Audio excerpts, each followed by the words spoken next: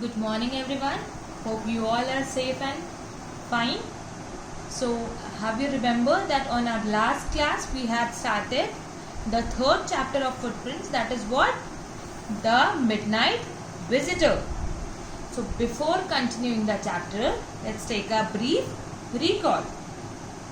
The Midnight Visitor is a detective story written by Robert Arthur. Presence of mind is the most important quality a secret agent must have.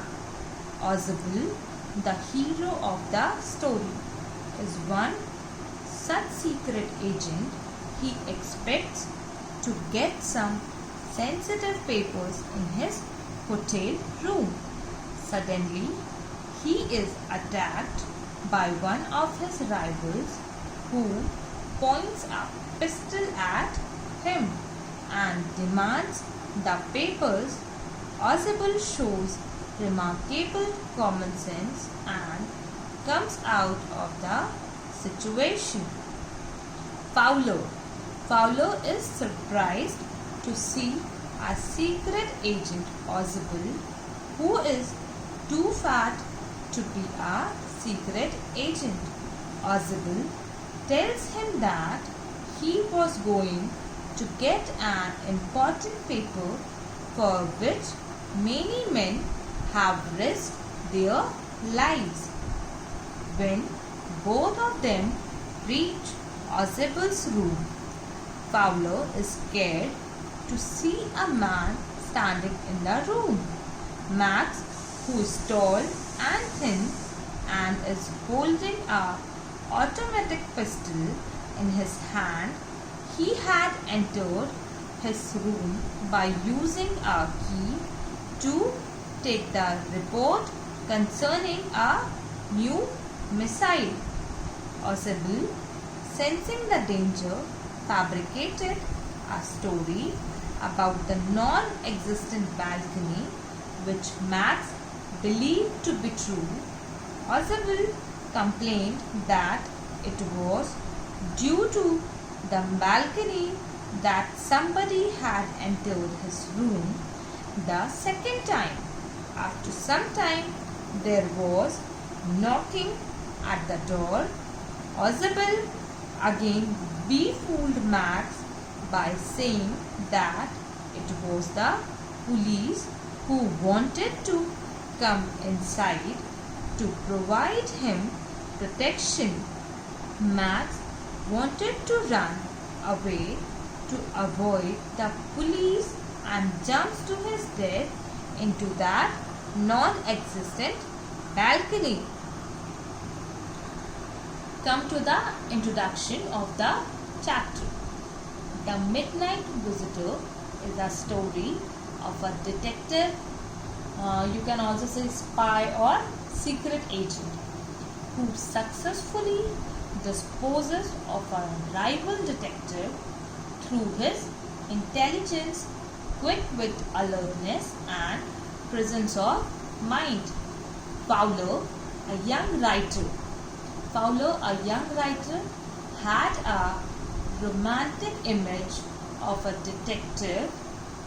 The first impression of Mr. Oswald, a fat, sloppy detective, disappoints him, but his way of tackling the problem gives him a real picture of a successful detective. The story tells us that it is not necessary to look handsome, slim and physically strong for a detective, but he must have the necessary traits: intelligence, quick-wit alertness and presence of mind to be a successful detective.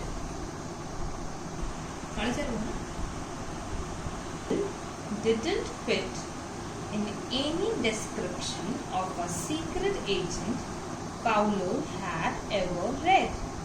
Following him, the musty corridor of the gloomy French hotel where Sybil had a room, Fowler felt let down. It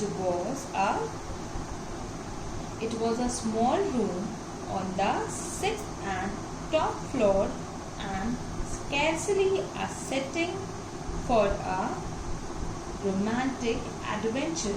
Ausable was one for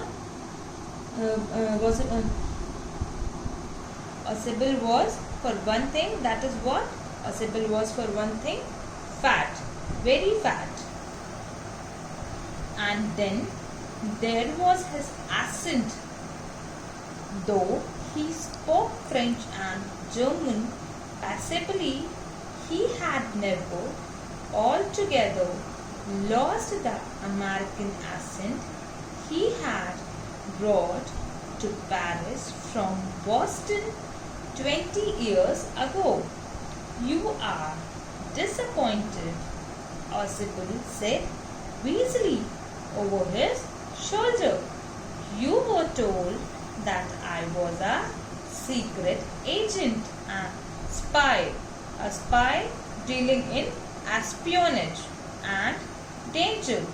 You wish to meet me because you are a writer, young and romantic. You envisioned mysterious figures in the night, the crack of pistols, drugs in the wine.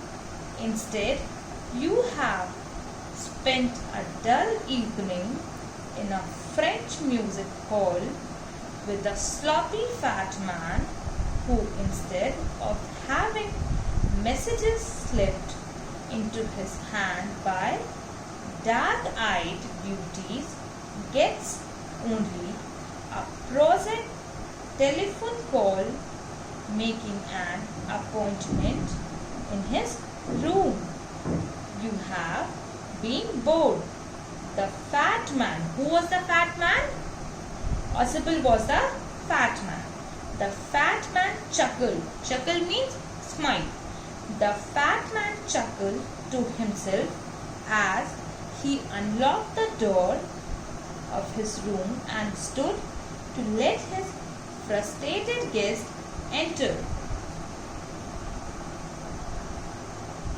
You are disillusioned, Ausable told him, but take cheer, my young friend. Presently you will see a paper, a quite important paper, for which lots of men, or for which several men and women have risked their lives. Come to me. Some day soon that paper may well affect the course of history. Who is saying all this? Ausable is saying all this. Ausable is saying to whom? Ausable is saying all this to Fowler, the writer. What Ausable is saying? That take cheer, my young friend. Presently you will see a paper, a quite important paper, for which several men and women have risked their lives. Come to me. Someday soon that paper may well affect the course of history. In that thought is drama, is there not? Let me clear the meaning of few words here, okay? Firstly, musty. What is musty? Having a stale or a damp smell. What is corridor? A long passage in a building from which doors led into rooms. What is gloomy? A dark or poorly lit. Scarcely, almost not. Accent, a distinctive way of pronouncing a language, especially one associated with a particular country, area or social class. Passably, just well enough. Espionage. Espionage is a espionage is an act of spying, envisioned, imagined as a future possibility. Sloppy. Sloppy means carelessly dressed. Sloppy is used for whom? Sloppy is used for Mr. Ossipal. Prosaic. Prosaic means ordinary. Chuckle, as I told you, that is, it means smiling. Disillusioned means disappointed in someone or something that one discovers to be less good than one had believed.